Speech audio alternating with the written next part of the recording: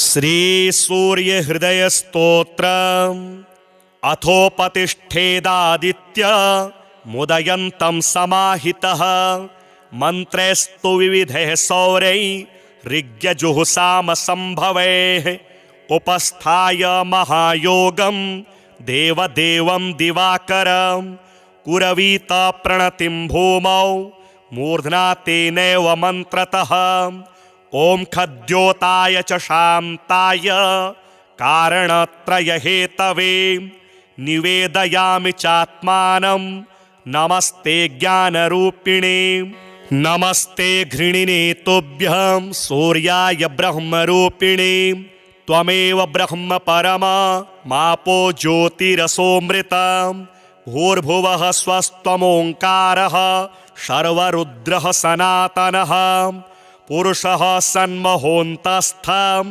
प्रणमामीकपर्दिनं त्वमेव विश्वं बहुधा जातयज्जायते च यत् नमो रुद्राय सूर्याय त्वामहं शरणं गतः प्रचेतसे नमस्तुभ्यं नमो मीढुष्टमायते नमो नमस्ते रुद्राय त्वामहं शरणं गतः हिरण्यबाहवे तुभ्यं हिरण्यपतये नमः अंबिकापतये तुभ्यं उमायाः पतये नमः नमोस्तु नीलग्रीवाय नमस्तुभ्यं पिनाकिने विलोहिताय भर्गाय सहस्राक्षाय ते नमः नमो हंसाय ते नित्यमादित्याय नमोस्तु ते नमस्ते वज्रहस्ताय त्र्यंबकाय नमो नमः प्रपद्ये त्वां विरूपाक्षं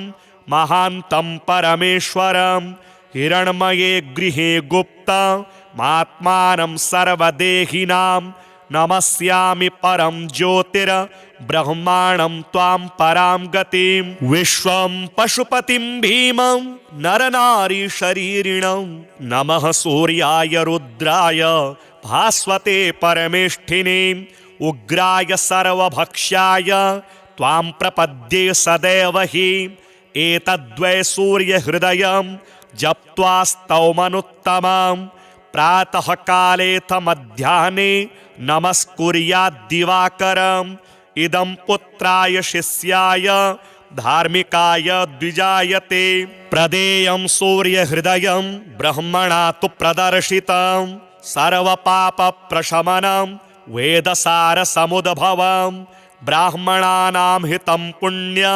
मृषसंघैर्निषेवितम् अथागम्य गृहं विप्रः समाचम्य यथाविधि प्रज्वाल्य वह्निं विधिवा जुहुयाज्जातवेदसं ऋत्विकपुत्रोऽथ पत्नी वा शिष्यो वापि सहोदरः प्राप्यानुज्ञां विशेषेण जुहुयुर्वा यथाविधि पवित्रपाणिः पूतात्मा शुक्लाम्बरधरः शुचिः अनन्यमानसो वह्निं जुहुयात् संयतेन्द्रियः अथोपतिष्ठेदादित्य मुदयन्तं समाहितः मंत्रैस्तु विविधैः सौरैः ऋग्यजुहुसाम संभवैः उपस्थाय महायोगं देवदेवं दिवाकरं कुरवीत प्रणतिं भूमौ मूर्ध्ना तेनैव मन्त्रतः ओम खद्योताय च शान्ताय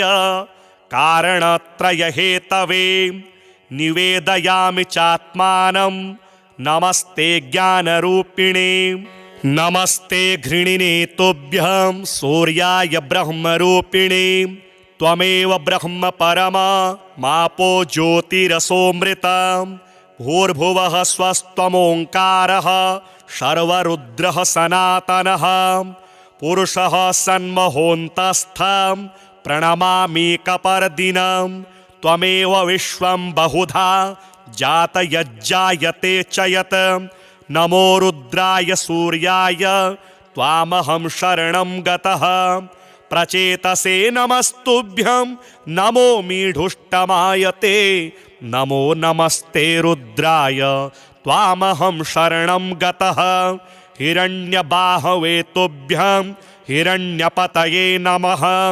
अंबिकापतये तुभ्यं उमायाः पतये नमः। नमोऽस्तु नीलग्रीवाय नमस्तुभ्यं पिनाकिने।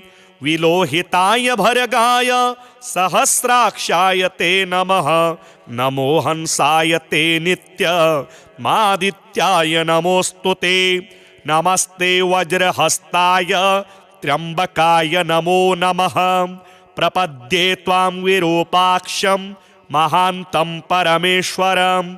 हिरण्मये गृहे गुप्तमात्मानं सर्वदेहिनां। नमस्यामि परं ज्योतिर्ब्रह्माणं त्वां परां गतिं। विश्वं पशुपतिं भीमं नरनारीशरीरिणं। नमः सूर्याय रुद्राय भास्वते परमेष्ठिने। उग्राय सर्वभक्ष्याय त्वां प्रपद्ये सदैव हि। एतद्वै सूर्यहृदयं जप्त्वा स्तौमनुत्तमम्। प्रातः कालेऽथ मध्याह्ने नमस्कुर्याद्दिवाकरम्। इदं पुत्राय शिष्याय धार्मिकाय द्विजायते। प्रदेयं सूर्यहृदयं ब्रह्मणा तु प्रदर्शितं। सर्वपापप्रशमनं वेदसारसमुद्भवम्। ब्राह्मणानां हितं पुण्यं मृषसङ्घैर्निषेवितम्। अथागम्य गृहं विप्रः समाचम्य यथाविधि। प्रज्वाल्य वह्निं विधिवा जुहुयाज्जातवेदसम्। ऋत्विकपुत्रोऽथ पत्नी वा शिष्यो वापि सहोदरः। प्राप्यानुज्ञां विशेषेण जुहुयुर्वा यथाविधि। पवित्रपाणिः पूतात्मा शुक्लाम्बरधरः शुचिः। अनन्यमानसो वह्निं जुहुयात् संयतेन्द्रियः। अथोपतिष्ठेदादित्य मुदयन्तं समाहितः। मन्त्रैस्तु विविधैः सौरैः ऋग्यजुहुसामसम्भवैः। उपस्थाय महायोगं देवदेवं दिवाकरं। कुरवीत प्रणतिं भूमौ मूर्ध्ना तेनैव मन्त्रतः। ॐ खद्योताय च शान्ताय कारणत्रयहेतवे निवेदयामि चात्मानं। नमस्ते ज्ञानरूपिणे। नमस्ते घृणिने तुभ्यं सूर्याय ब्रह्मरूपिणे। त्वमेव ब्रह्म परमापो ज्योतिरसोऽमृतं। भूर्भुवः स्वस्त्वमोङ्कारः सर्वरुद्रः सनातनः। पुरुषः सन्महोऽन्तस्थं प्रणमामीकपर्दिनं। त्वमेव विश्वं बहुधा जातयज्जायते च यत्। नमो रुद्राय सूर्याय त्वामहं शरणं गतः। प्रचेतसे नमस्तुभ्यं नमो मीढुष्टमायते। नमो नमस्ते रुद्राय त्वामहं शरणं गतः। हिरण्यबाहवे तुभ्यं हिरण्यपतये नमः। अंबिकापतये तुभ्यं उमायाः पतये नमः। नमोऽस्तु नीलग्रीवाय नमस्तुभ्यं पिनाकिने। विलोहिताय भर्गाय सहस्राक्षाय ते नमः। नमो हंसाय ते नित्यमादित्याय नमोऽस्तु ते। नमस्ते वज्रहस्ताय त्र्यंबकाय नमो नमः।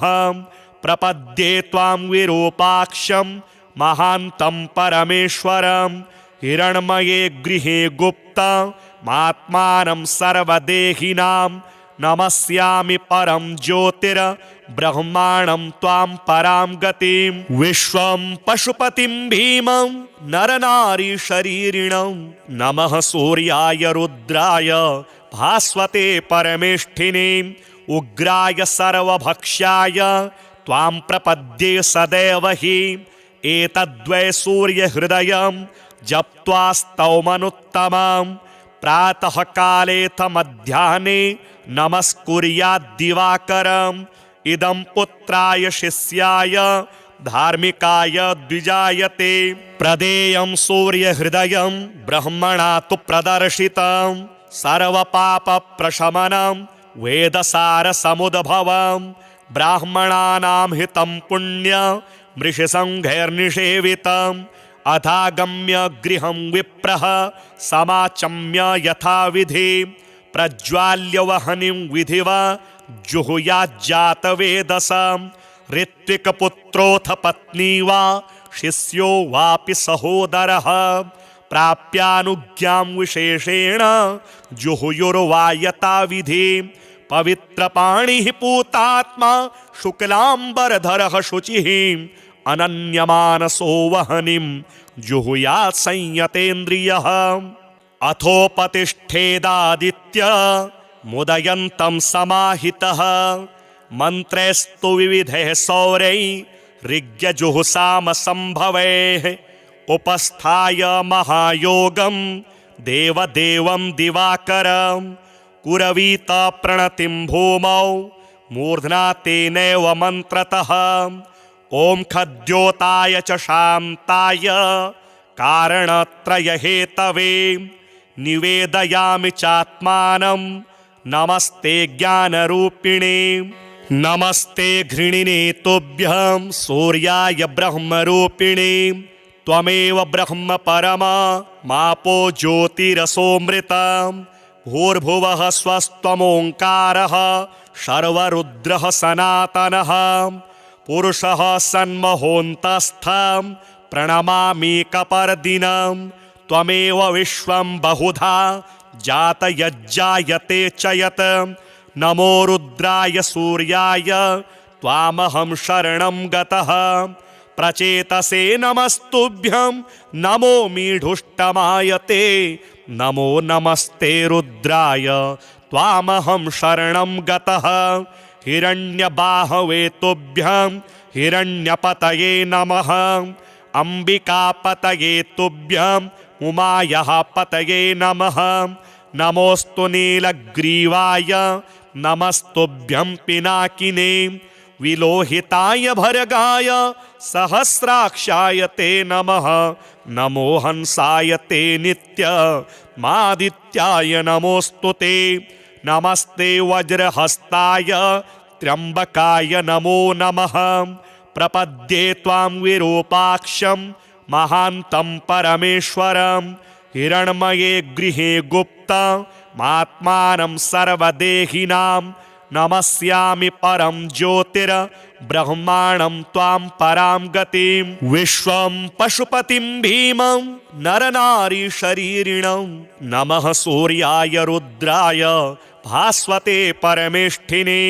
उग्राय सर्वभक्ष्याय त्वां प्रपद्ये सदैव हि एतद्वै सूर्यहृदयं जप्त्वा स्तौमनुत्तमं प्रातः कालेऽथ मध्याह्ने नमस्कुर्याद्दिवाकरम् इदं पुत्राय शिष्याय धार्मिकाय द्विजायते प्रदेयं सूर्यहृदयं ब्रह्मणा तु प्रदर्शितं सर्वपापप्रशमनं वेदसारसमुद्भवं ब्राह्मणानां हितं पुण्य मृषसङ्घैर्निषेवितम् अथागम्य गृहं विप्रः समाचम्य यथाविधि प्रज्वाल्य वह्निं विधिवा जुहुयाज्जातवेदसां ऋत्विकपुत्रोऽथ पत्नी वा शिष्यो वापि सहोदरः प्राप्यानुज्ञां विशेषेण जुहुयुर्वा यथाविधि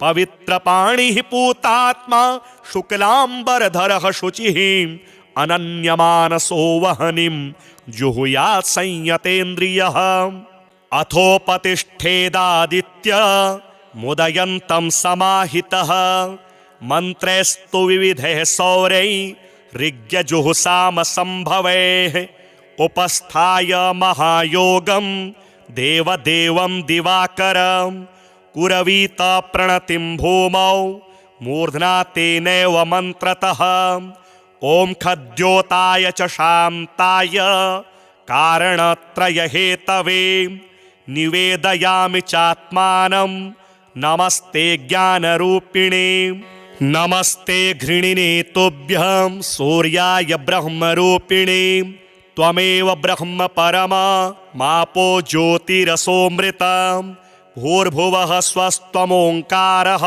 शर्वरुद्रः सनातनः पुरुषः सन्महोऽन्तस्थं प्रणमाम्येकपर्दिनं त्वमेव विश्वं बहुधा जातयज्जायते च यत् नमो रुद्राय सूर्याय त्वामहं शरणं गतः प्रचेतसे नमस्तुभ्यं नमो मीढुष्टमायते नमो नमस्ते रुद्राय त्वामहं शरणं गतः हिरण्यबाहवे तुभ्यं हिरण्यपतये नमः अम्बिकापतये तुभ्यं उमायाः पतये नमः नमोऽस्तु नीलग्रीवाय नमस्तुभ्यं पिनाकिने विलोहिताय भर्गाय सहस्राक्षाय ते नमः नमो हंसाय ते नित्यमादित्याय नमोऽस्तु ते नमस्ते वज्रहस्ताय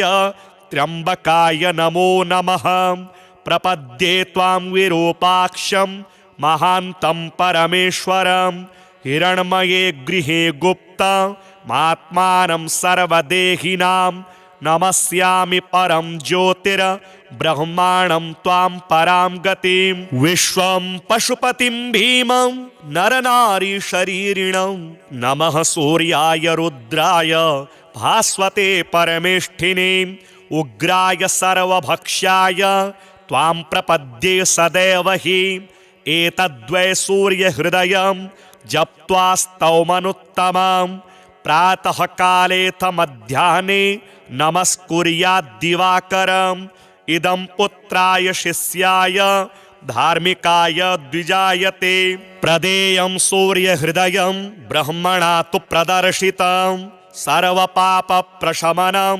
वेदसारसमुद्भवं ब्राह्मणानां हितं पुण्यमृषिसङ्घैर्निषेवितम् अथागम्य गृहं विप्रः समाचम्य यथाविधि प्रज्वाल्य वह्निं विधिवा जुहुयाज्जातवेदसं ऋत्विकपुत्रोऽथ पत्नी वा शिष्यो वापि सहोदरः प्राप्यानुज्ञां विशेषेण जुहुयुर्वा यथाविधि पवित्रपाणिः पूतात्मा शुक्लाम्बरधरः शुचिः अनन्यमानसो वह्निं जुहुयात् संयतेन्द्रियः अथोपतिष्ठेदादित्य मुदयन्तं समाहितः मन्त्रैस्तु विविधैः सौरैः ऋग्यजुहुसामसम्भवैः उपस्थाय महायोगं देवदेवं दिवाकरं कुरवीत प्रणतिं भूमौ मूर्ध्ना तेनैव मन्त्रतः ॐ खद्योताय च शान्ताय कारणत्रयहेतवे निवेदयामि चात्मानं नमस्ते ज्ञानरूपिणे नमस्ते घृणिने तुभ्यं सूर्याय ब्रह्मरूपिणे त्वमेव ब्रह्म परमापो ज्योतिरसोऽमृतं भूर्भुवः स्वस्त्वमोङ्कारः शर्वरुद्रः सनातनः पुरुषः सन्महोऽन्तस्थं प्रणमाम्येकपर्दिनं त्वमेव विश्वं बहुधा जातयज्जायते च यत् नमो रुद्राय सूर्याय त्वामहं शरणं गतः प्रचेतसे नमस्तुभ्यं नमो मीढुष्टमायते नमो नमस्ते रुद्राय त्वामहं शरणं गतः हिरण्यबाहवे तुभ्यं हिरण्यपतये नमः अम्बिकापतये तुभ्यं उमायाः पतये नमः नमोऽस्तु नीलग्रीवाय नमस्तुभ्यं पिनाकिने विलोहिताय भर्गाय सहस्राक्षाय ते नमः नमो हंसाय ते नित्यमादित्याय नमोऽस्तु ते नमस्ते वज्रहस्ताय त्र्यम्बकाय नमो नमः प्रपद्ये त्वां विरूपाक्षं महान्तं परमेश्वरं हिरण्मये गृहे गुप्तमात्मानं सर्वदेहिनां नमस्यामि परं ज्योतिर्ब्रह्माणं त्वां परां गतिं विश्वं पशुपतिं भीमं नरनारीशरीरिणं नमः सूर्याय रुद्राय भास्वते परमेष्ठिनीम् उग्राय सर्वभक्ष्याय त्वां प्रपद्ये सदैव हि एतद्वै सूर्यहृदयं जप्त्वा स्तौमनुत्तमं प्रातः कालेऽथ मध्याह्ने नमस्कुर्याद्दिवाकरम् इदं पुत्राय शिष्याय धार्मिकाय द्विजायते प्रदेयं सूर्यहृदयं ब्रह्मणा तु प्रदर्शितं सर्वपापप्रशमनं वेदसारसमुद्भवं ब्राह्मणानां हितं पुण्य मृषसङ्घैर्निषेवितम् अथागम्य गृहं विप्रः समाचम्य यथाविधि प्रज्वाल्य वह्निं विधिवा जुहुयाज्जातवेदसं ऋत्विकपुत्रोऽथ पत्नी वा शिष्यो वापि सहोदरः प्राप्यानुज्ञां विशेषेण जुहुयुर्वा यथाविधि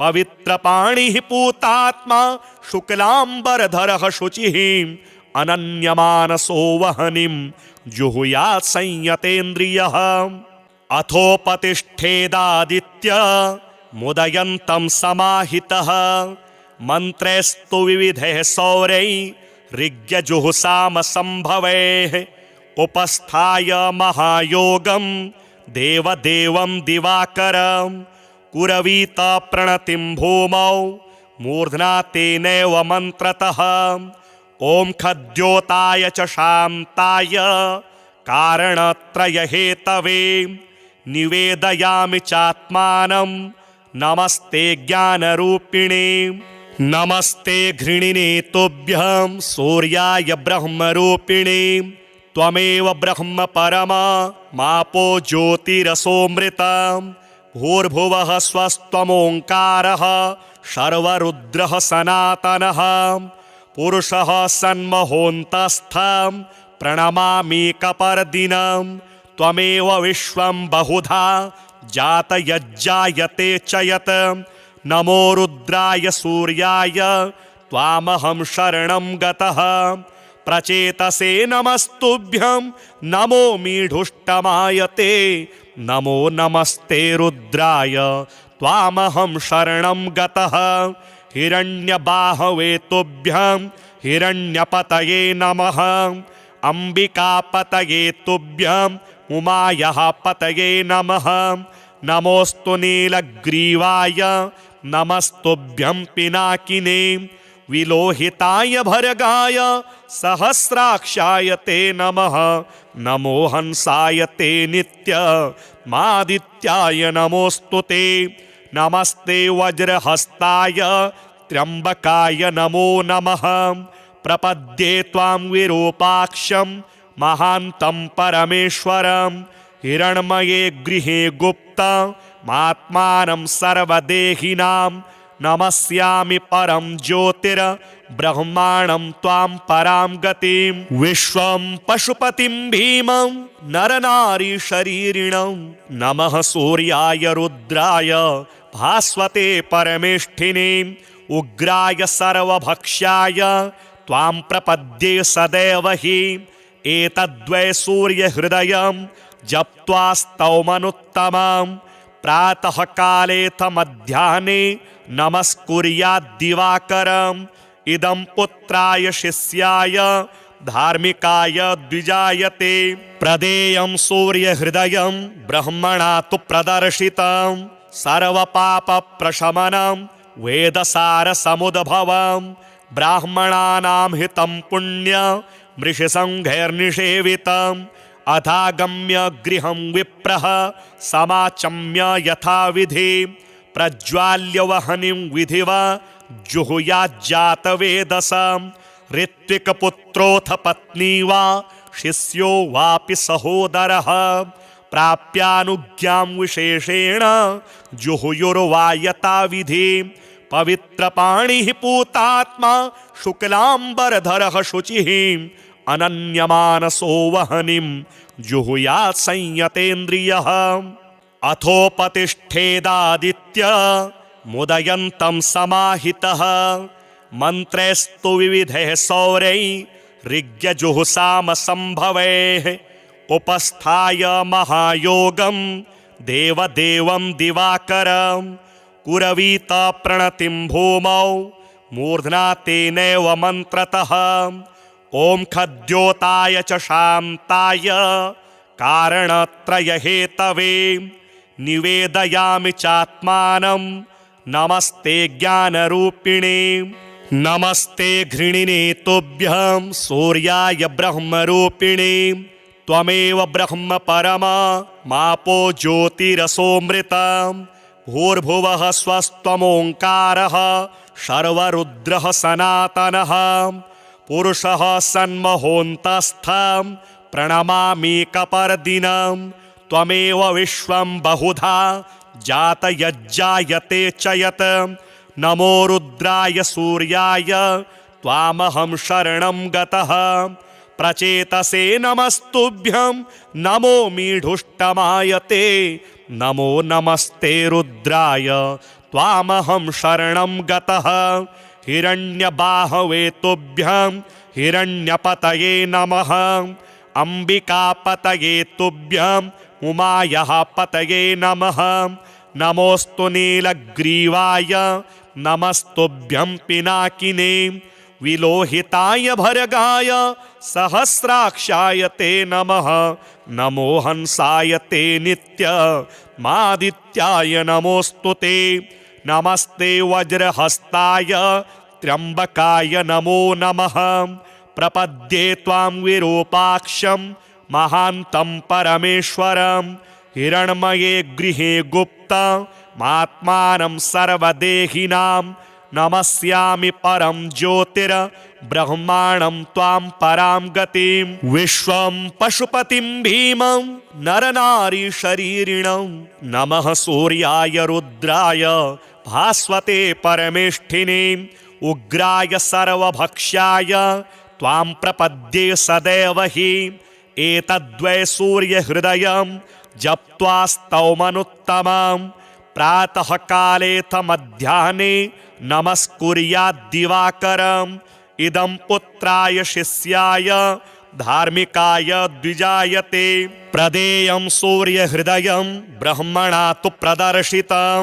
सर्वपापप्रशमनं वेदसारसमुद्भवं ब्राह्मणानां हितं पुण्यमृषिसङ्घैर्निषेवितम् अथागम्य गृहं विप्रः समाचम्य यथाविधि प्रज्वाल्य वह्निं विधिवा जुहुयाज्जातवेदसं ऋत्विकपुत्रोऽथ पत्नी वा शिष्यो वापि सहोदरः प्राप्यानुज्ञां विशेषेण जुहुयुर्वा यथाविधि पवित्रपाणिः पूतात्मा शुक्लाम्बरधरः शुचिः अनन्यमानसो वह्निं जुहुयात् संयतेन्द्रियः अथोपतिष्ठेदादित्य मुदयन्तं समाहितः मन्त्रैस्तु विविधैः सौरैः ऋग्यजुहुसामसम्भवैः उपस्थाय महायोगं देवदेवं दिवाकरं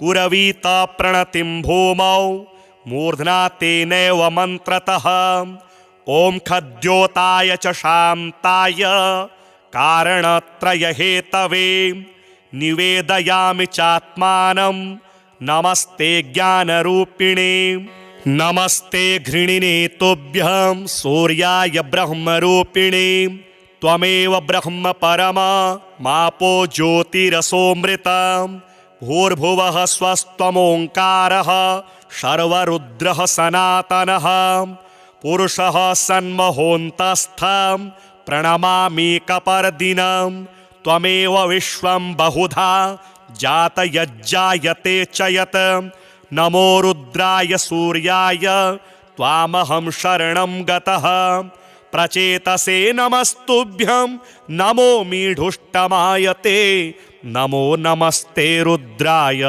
त्वामहं शरणं गतः हिरण्यबाहवे तुभ्यं हिरण्यपतये नमः अम्बिकापतये तुभ्यं उमायाः पतये नमः नमोऽस्तु नीलग्रीवाय नमस्तुभ्यं पिनाकिने विलोहिताय भर्गाय सहस्राक्षाय ते नमः। नमो हंसाय ते नित्यमादित्याय नमोस्तुते। नमस्ते वज्रहस्ताय त्र्यंबकाय नमो नमः। प्रपद्ये त्वां विरूपाक्षं महान्तं परमेश्वरं। हिरण्मये गृहे गुप्तमात्मानं सर्वदेहिनां। नमस्यामि परं ज्योतिर्ब्रह्माणं त्वां परां गतिं। विश्वं पशुपतिं भीमं नरनारीशरीरिणं। नमः सूर्याय रुद्राय भास्वते परमेष्ठिने। उग्राय सर्वभक्ष्याय त्वां प्रपद्ये सदैव हि। एतद्वै सूर्यहृदयं जप्त्वा स्तौमनुत्तमं। प्रातः कालेऽथ मध्याह्ने नमस्कुर्याद्दिवाकरम्।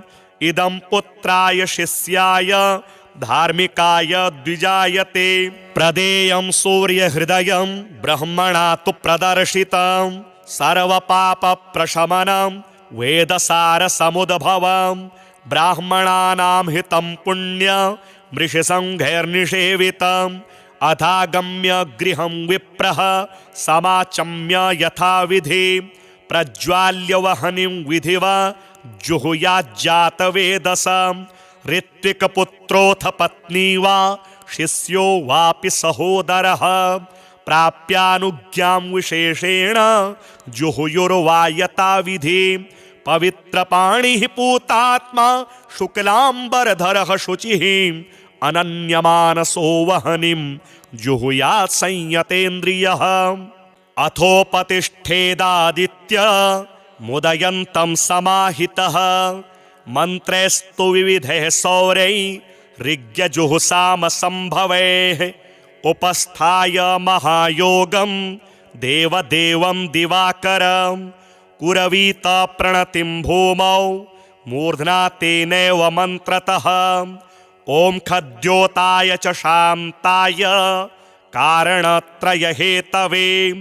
निवेदयामि चात्मानं नमस्ते ज्ञानरूपिणे। नमस्ते घृणिने तुभ्यं सूर्याय ब्रह्मरूपिणे। त्वमेव ब्रह्म परमापो ज्योतिरसोऽमृतम्।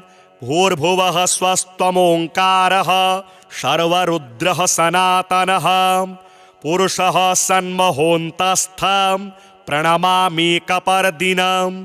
त्वमेव विश्वं बहुधा जातयज्जायते च यत्। नमो रुद्राय सूर्याय त्वामहं शरणं गतः। प्रचेतसे नमस्तुभ्यं नमो मीढुष्टमायते। नमो नमस्ते रुद्राय त्वामहं शरणं गतः। हिरण्यबाहवे तुभ्यं हिरण्यपतये नमः। अम्बिकापतये तुभ्यं उमायाः पतये नमः। नमोऽस्तु नीलग्रीवाय नमस्तुभ्यं पिनाकिने। विलोहिताय भर्गाय सहस्राक्षाय ते नमः। नमो हंसाय ते नित्यमादित्याय नमोस्तुते। नमस्ते वज्रहस्ताय त्र्यंबकाय नमो नमः। प्रपद्ये त्वां विरूपाक्षं महान्तं परमेश्वरं। हिरण्मये गृहे गुप्तमात्मानं सर्वदेहिनां। नमस्यामि परं ज्योतिर्ब्रह्माणं त्वां परां गतिं। विश्वं पशुपतिं भीमं नरनारीशरीरिणं। नमः सूर्याय रुद्राय भास्वते परमेष्ठिने। उग्राय सर्वभक्ष्याय त्वां प्रपद्ये सदैव हि। एतद्वै सूर्यहृदयं जप्त्वा स्तौमनुत्तमं। प्रातः कालेऽथ मध्याह्ने नमस्कुर्याद्दिवाकरम्। इदं पुत्राय शिष्याय धार्मिकाय द्विजायते। प्रदेयं सूर्यहृदयं ब्रह्मणा तु प्रदर्शितं। सर्वपापप्रशमनं वेदसारसमुद्भवं। ब्राह्मणानां हितं पुण्यमृषिसङ्घैर्निषेवितम्। अथागम्य गृहं विप्रः समाचम्य यथाविधि। प्रज्वाल्य वह्निं विधिवा जुहुयाज्जातवेदसां ऋत्विकपुत्रोऽथ पत्नी वा शिष्यो वापि सहोदरः प्राप्यानुज्ञां विशेषेण जुहुयुर्वा यथाविधि पवित्रपाणिः पूतात्मा शुक्लाम्बरधरः शुचिः अनन्यमानसो वह्निं जुहुयात् संयतेन्द्रियः अथोपतिष्ठेदादित्य मुदयन्तं समाहितः मन्त्रैस्तु विविधैः सौरैः ऋग्यजुहुसामसम्भवैः उपस्थाय महायोगं देवदेवं दिवाकरं कुरवीत प्रणतिं भूमौ मूर्ध्ना तेनैव मन्त्रतः ॐ खद्योताय च शान्ताय कारणत्रयहेतवे निवेदयामि चात्मानं नमस्ते ज्ञानरूपिणे नमस्ते घृणिने तुभ्यं सूर्याय ब्रह्मरूपिणे त्वमेव ब्रह्म परमापो ज्योतिरसोऽमृतं भूर्भुवः स्वस्त्वमोङ्कारः सर्वरुद्रः सनातनः पुरुषः सन्महोऽन्तस्थं प्रणमामीकपर्दिनं त्वमेव विश्वं बहुधा जातयज्जायते च यत् नमो रुद्राय सूर्याय त्वामहं शरणं गतः प्रचेतसे नमस्तुभ्यं नमो मीढुष्टमायते नमो नमस्ते रुद्राय त्वामहं शरणं गतः हिरण्यबाहवे तुभ्यं हिरण्यपतये नमः अम्बिकापतये तुभ्यं उमायाः पतये नमः नमोऽस्तु नीलग्रीवाय नमस्तुभ्यं पिनाकिने विलोहिताय भर्गाय सहस्राक्षाय ते नमः नमो हंसाय ते नित्यमादित्याय नमोऽस्तु ते नमस्ते वज्रहस्ताय त्र्यम्बकाय नमो नमः प्रपद्ये त्वां विरूपाक्षं महान्तं परमेश्वरं हिरण्मये गृहे गुप्तमात्मानं सर्वदेहिनां नमस्यामि परं ज्योतिर्ब्रह्माणं त्वां परां गतिं विश्वं पशुपतिं भीमं नरनारीशरीरिणं नमः सूर्याय रुद्राय भास्वते परमेष्ठिने उग्राय सर्वभक्ष्याय त्वां प्रपद्ये सदैव हि एतद्वै सूर्यहृदयं जप्त्वा स्तौमनुत्तमं प्रातः कालेऽथ मध्याह्ने नमस्कुर्याद्दिवाकरम् इदं पुत्राय शिष्याय धार्मिकाय द्विजायते प्रदेयं सूर्यहृदयं ब्रह्मणा तु प्रदर्शितं सर्वपापप्रशमनं वेदसारसमुद्भवं ब्राह्मणानां हितं पुण्यं मृषसङ्घैर्निषेवितम् अथागम्य गृहं विप्रः समाचम्य यथाविधि प्रज्वाल्य वह्निं विधिवा जुहुयाज्जातवेदसां ऋत्विकपुत्रोऽथ पत्नी वा शिष्यो वापि सहोदरः प्राप्यानुज्ञां विशेषेण जुहुयुर्वा यथाविधि पवित्रपाणिः पूतात्मा शुक्लाम्बरधरः शुचिः अनन्यमानसो वह्निं जुहुयात् संयतेन्द्रियः।